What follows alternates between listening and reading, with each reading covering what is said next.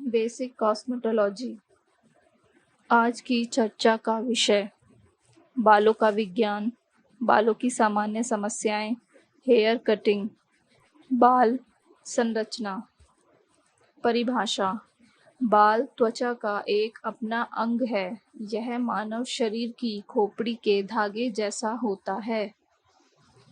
Hair root व hair shaft की संरचना। बाल की संरचना मुख्यतः दो भाग में है। पहला हेयर शाफ्ट, दूसरा हेयर रूट। हेयर शाफ्ट जो बाल खोपड़ी की सतह से ऊपर होते हैं और देखे जाते हैं, उन्हें बाल शाफ्ट कहा जाता है।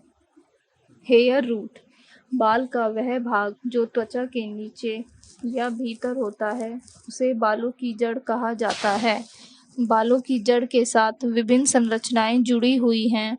वह कूप, बाल बल्ब और बाल पेपिला है।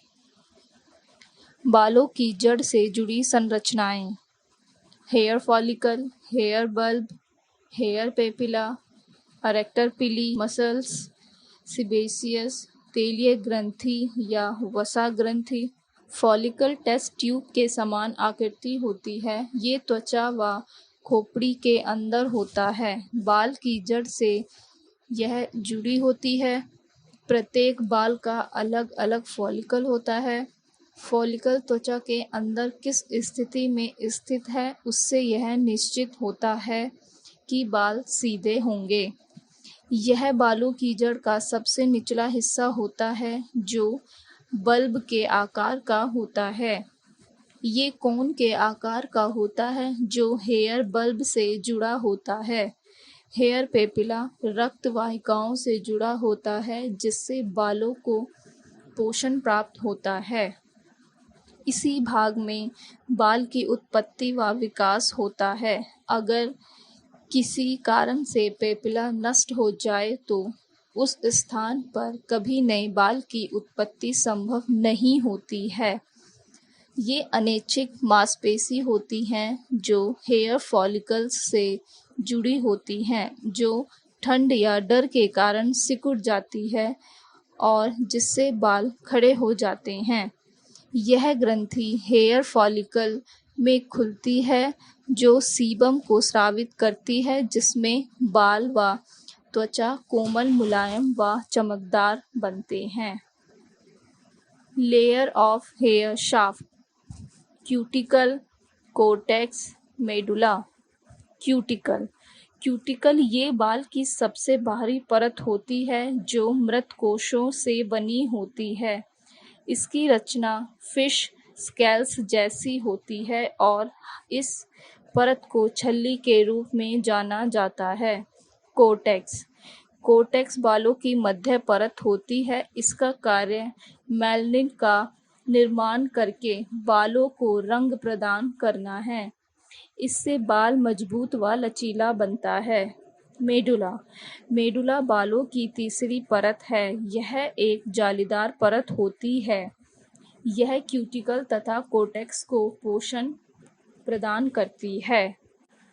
बाल की रासायनिक संरचना: बाल एक केराटिन नामक प्रोटीन से बना होता है।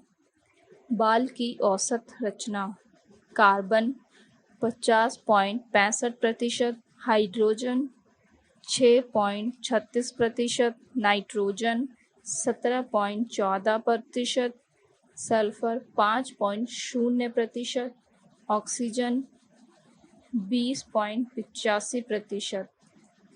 बाल की रासायनिक संरचना: बाल का पीएच। पहला, बाल रासायनिक पदार्थ में संपर्क में आने पर दो प्रकार से प्रतिक्रिया देता है, जैसे अम्लीय व क्षारीय।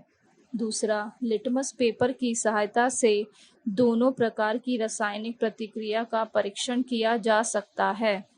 तीसरा, लाल लिटमस पेपर एल्काइन सॉल्यूशन या क्षारीय घोल में डालने पर नीले रंग में परिवर्तित हो जाता है।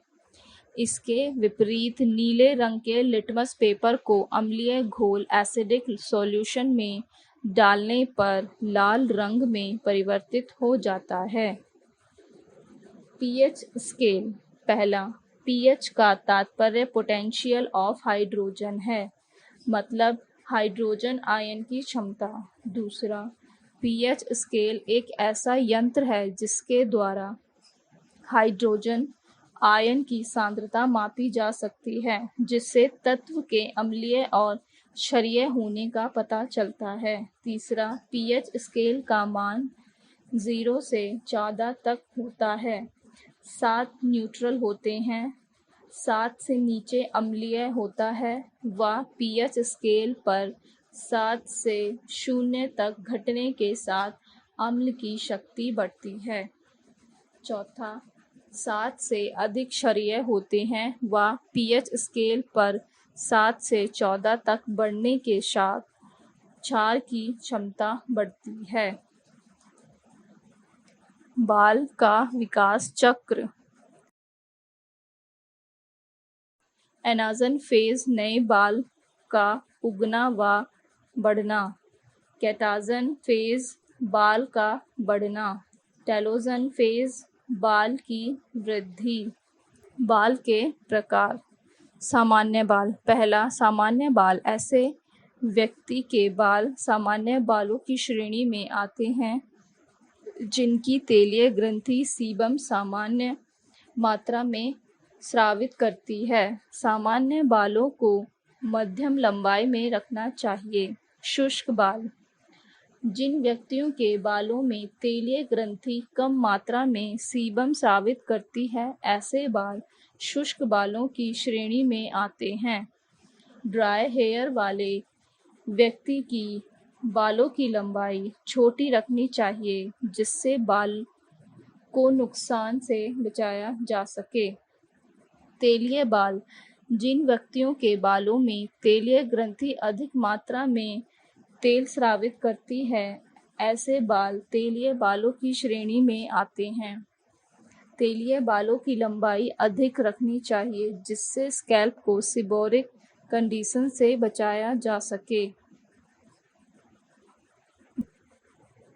बालों की सामान्य समस्याएं। रूसी।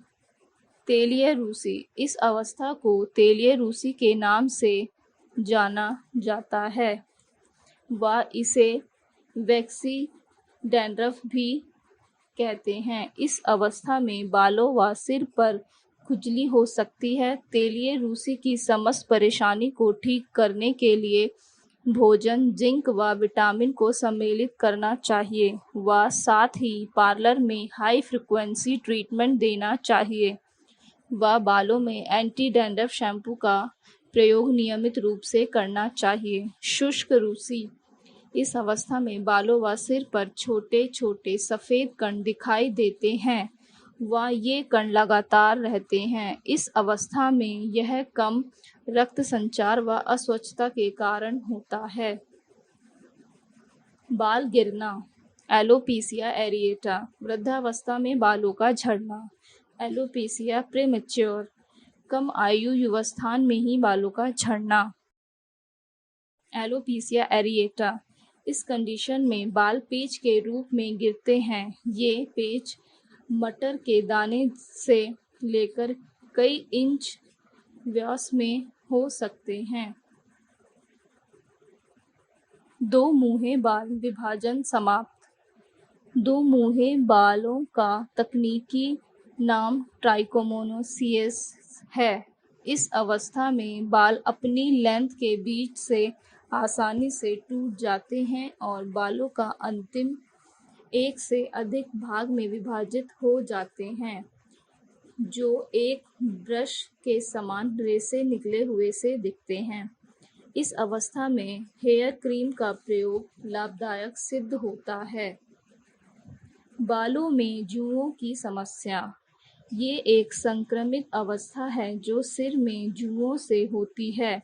ये परजीवी सिर के बालों को अधिक प्रभावित करते हैं। इस अवस्था को ठीक करने के लिए बालों में नीम का तेल लगाना चाहिए व मेडिकल शैम्पू से बालों को धोना चाहिए व जुओं से संक्रमित व्यक्ति को पार्लर में सेवाएं नहीं देनी चाहिए। बाल काटना। चेहरे का आकार। अंडा आकार चेहरा, गोल आकार चेहरा, त्रिकोणीय आकार चेहरा, वर्ग के आकार का चेहरा। जोगिंग हेयर कट, अलग चेहरा टाइप। लंबे आकार का, हमारा उद्देश्य सिर के शीश के करीब बालों को रखकर चेहरे को छोटा और व्यापक रूप में आकार देना है। बाल बहुत लंबे नहीं होने चाहिए क्योंकि इससे चेहरे का आयताकार आकार बढ़ जाता है। हीरे के आकार का, दिखने में यह संकीर्ण माथा चरम चौड़ाई में चिक हड्डियों और संकीर्ण ठोड़ी जैसे होता है। हमारा उद्देश्य एक अंडाकार दिखावे बनाने के लिए चिक ठुड्डी लाइन पर सिर के करीब बालों को रखते हुए जबड़े की रेखा और माथे पर पूर्णता को बढ़ाकर चिक बोन लाइनों की चौड़ाई को कम करना है। उल्टे त्रिकोणीय का, दिखने में यह विस्तृत माथे और थोड़ी संकीर्ण लाइन जैसा है। हमारा उद्देश्य माथे की चौड़ाई को कम करना और चेहरे के निचले हिस्से में चौड़ाई को बढ़ाना है। माथे की चौड़ाई को कम करके और बिना किसी वॉल्यूम के सिर के करीब बालों का स्टाइल करना है। सेक्शनिंग के लिए बाल का आकार देना। शीर्ष के लिए, मुकुट के लिए, नेप के लिए। शीर्ष के लिए, ललाट की हड्डी की चौड़ाई तय करने के लिए अपनी उंगलियों को अपने सिर के ऊपर मध्य भाग में रखें। चौड़ाई निर्धारित करने के बाद भागों को हेयरलाइन की ओर जाएं और एक बिंदु पर समाप्त करें। मुकुट के लिए, शीर्ष खंड के पीछे और सिर के दोनों ओर पार्श्विका लकीरों के बीच मुकुट की मामूली रूपरेखा है। खोपड़ी के आधार तक नीचे का विस्तार है। नेप के लिए, बालों के क्राउन सेक्शन के ऊपर से निकलते हुए आप अपनी उंगलियों को कानों के पीछे रखकर टेम्पोरल हड्डियों के रिज के लिए महसूस करके नेप सेक्शन की चौड़ाई माप सकते हैं। बाल काटने के लिए उपकरण: कैंची, अनुभाग क्लिप, चौड़ाई और नाई कंघा, पतली कैंची, उस्तरा, एप्रन, एडगर, क्लिपर। बाल काटने की तकनीक: क्लब काटना। क्लब कटिंग को ब्लंट कटिंग के रूप में भी जाना जाता है और बालों के किनारों और शीर्ष को काटते समय नियमित रूप से उपयोग किया जाता है। कंघी पर कैंची, कंघी के ऊपर कैंची रखकर काटने के लिए एक गाइड के रूप में कंघी का उपयोग नाई की एक विधि है। ग्रेजुएशन, ग्रेजुएशन तकनीक एक प्रभाव या हेयर कट का उपयोग करती है जिसके परिणाम स्वरूप बाल कटते हैं। थिनिंग स्लिगरिंग, कैंची या रेजर से थिनिंग करने के लिए बालों को या तो पतला किया जा सकता है या वॉल्यूम को बढ़ाया जा सकता है। टेक्सचराइजिंग, टेक्सचराइजिंग तकनीक में विभिन्न प्रकार के आकारों को बनाने के लिए बालों को अलग अलग लंबाई में काटा जाता है। पावर पॉइंट कटिंग एक ऐसी तकनीक जो कैंची युक्तियों बिंदुओं का उपयोग करके बालों के सिरों पर की जाती है। नोचिंग, नोचिंग पॉइंट कटिंग के समान काम करता है। अंतर यह है कि इसका उपयोग नुकीला दिखने के लिए छोटी सीधी शैलियों पर किया जाता है। झटके से सुखाना, कम लहराते हुए ड्रायर से गर्म हवा और कंघी, ब्रश या अपने हाथों का उपयोग करके बालों को लहरों में आकार देना चाहिए। यह प्राकृतिक कोमल उपयोग है। हवा से बाल सुखाना, बस हैंड ड्रायर से बालों को सुखाएं। सूखे बालों को एक चुने हुए आकार में या आवश्यक दिशा में उड़ाना सामान्य है। फिंगर और हाथ से सुखाना, उंगलियों या हाथों से बालों को उठाना, इससे बालों को प्राकृतिक आकार दिया जा सकता है। छानने का काम, हाथ में गर्म हवा का निर्देशन करते हुए बालों के गुच्छों को पकड़ना और निचोड़ना चाहिए। यह प्रक्रिया बालों को ढलान का आकार देती है। ग्राहक और ट्रॉली तैयार करना, शैम्पू करने के बाद ग्राहक को बैठे हुए स्थिति में लेटाएं और बालों को सुलझाने की कोशिश करें। शैम्पू करने के बाद ग्राहक को बैठी हुई स्थिति में लेटाएं और बालों को सुलझाने की कोशिश करें। ग्राहक की गर्दन के चारों ओर एक कटिंग शीट लगाएं।